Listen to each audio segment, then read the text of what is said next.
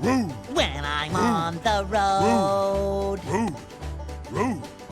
Hey everybody, Nintendo Hodge back with another Road to 635-ish, Road to 600, whatever you want to call this. It's been a while. These videos are far and few between now just because of where I'm at in my collection. Amassed quite a large lot of NES games, and I am now sitting at 618 with all the ones that I'm going to show you today. Some of these are from a while ago. I'm not going to remember where I got every single one of them exactly, but I will try my best. Let's get right into it. First one, Dragonslayer on the NES.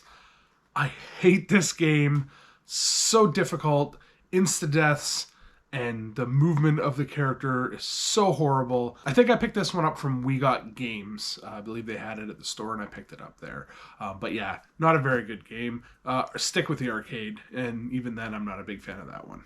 Next, we have World Champ, boxing game. I didn't realize there was another boxing game on the NES besides there's Ring King, Punch-Out, the futuristic Punch-Out, Power Punch 2, and World Champ. Not a very good game either. Punch-Out still best one hands down. And I can't remember where I picked this one up, unfortunately. This next one has eluded me for a while. It's like a cheap game. For whatever reason, I just don't see it anywhere. That's Championship Pool. Took me forever to find this. I was at Big Time Gamers putting up some posters for the Barrie Game Exchange. And I asked, do you have this? Because it's a cheaper one on my list. And I just don't find it anywhere. And sure enough, he had it, so we were able to pick this up. So, very happy. Championship Pool. It's a pool game. What can I say? Nothing super exciting about it. But it is now in the collection, and I'm not going to get confused with Championship Bowling and Championship Pool anymore. These next two were grabbed from the Barrie Game Exchange from Nintendo Queen. Allison is her name on Instagram. Thank you for hooking me up with these. Another couple commons that for whatever reason they've just eluded me. First one is Family Feud. Who doesn't love playing Family Feud? Lots of fun with this one. Name something you take on a picnic.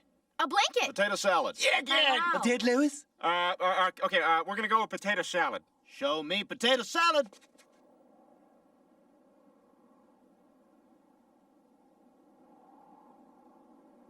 Maybe we should go now. Definitely dated with what the questions are and the answers, but it's still a lot of fun to play, and it's one I enjoy throwing in every now and again. And then the other one is Funhouse. This was like an MTV game, like show game, I believe. If it wasn't MTV, it was just like a show on TV.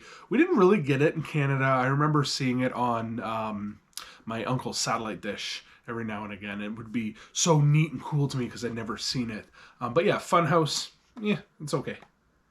All right, and then now into just a common, and then a heavy that I wasn't expecting. But Pam from Cannot Be Tamed, she recently did a video and she was paring down her collection, getting rid of a lot of stuff. And so I watched her stream when she was doing it, and sure enough, I wanted to see the NES stuff. And there was one game there I saw, and I'm like, oh, she's getting rid of that. I need it. It's a reasonably priced game. And that one was Wizardry. I think there's like a second title to this, Master Series, but anyways, Wizardry. I actually haven't put this one in and tried it yet. I don't recall if I like this one or not. I don't think I've ever really played it in the past or know too much about it, but the price was right, and right at the start of the show, I went and saw her, and I said, I know you have that, I know you're selling it, can I get it from you? And I got it right away. Now, while I was at her table, she hadn't put everything out yet, and there was one game she had in her collection that I knew she might have kept and might not have sold. Luckily for me, she decided to sell, and it was at the right price. I couldn't turn it down for what she was offering.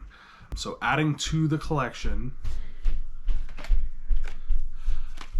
one heavy hitter, in my opinion, probably the second or third most expensive game in my collection now. And that is Knack. It's in a special case right now, which is a little dirty, but if you take it out and look at it, it is in very, very, very nice shape.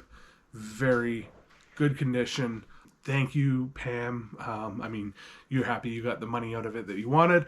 I get to add Knack to the collection, bringing me to 618 games. And it's fun. It is fun. I threw it in for the first time, and I think I made it to level 5 or 6, like no problem. I want to say there were 7 levels total, maybe 8. I can't quite remember. But like, there's a story. It's a vertical shooter, power-ups. Like it hits all those check boxes, and it's loads of fun. The difficulty isn't too bad, and it's a pretty forgiving game. So, Knack now in the collection. I don't know. I might have to put it up top at one of these spots. So this one was short and sweet. 7 NES games added to the collection. 611 to 618 NES games.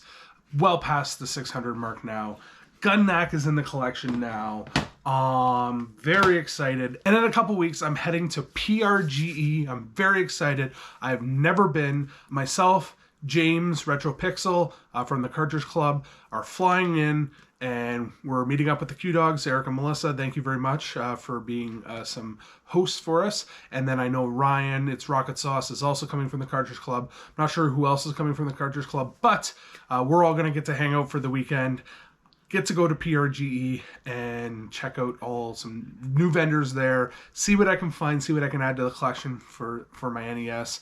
Not sure what yet. I haven't really thought about if I'm going to try to go for heavy or just some cheaper mid-tier ones. I have a lot of like those $20, $30, $40 games, so I might just kind of focus on those.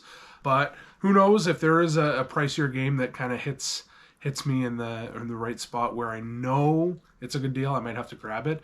I'm not checking a bag, so I have to deal with carry-on only unless I end up just mailing some stuff back to myself. It's probably cheaper to actually do that. So we'll see. If something really hits me and I'm like, oh, I gotta get that, but it's too big, then I'll just mail it back to myself.